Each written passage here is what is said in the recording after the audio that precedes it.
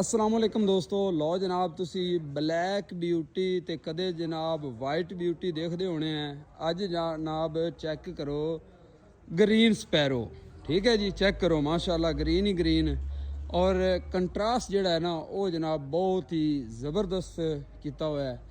फिर थानू दसने कि बंपर जनाब कितों का बना हुआ है, बल्कि तुसी अगे पढ़ रहे होने हैं जनाब जमील सगीर राजोवाल।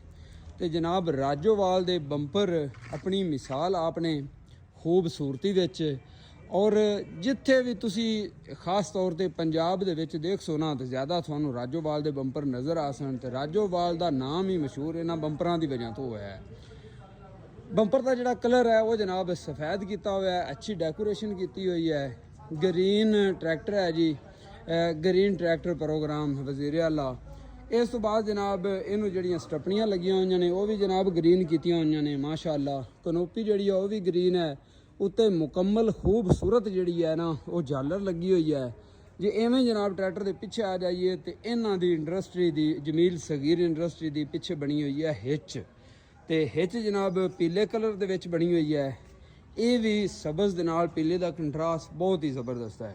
बाकी जी हिच है ये जनाब बड़ी मजबूत बनी हुई, चेक करो इनका जोड़ा शिकंजा है ये पूरा तुसी इनका एंगल चेक करो। ठीक है जी।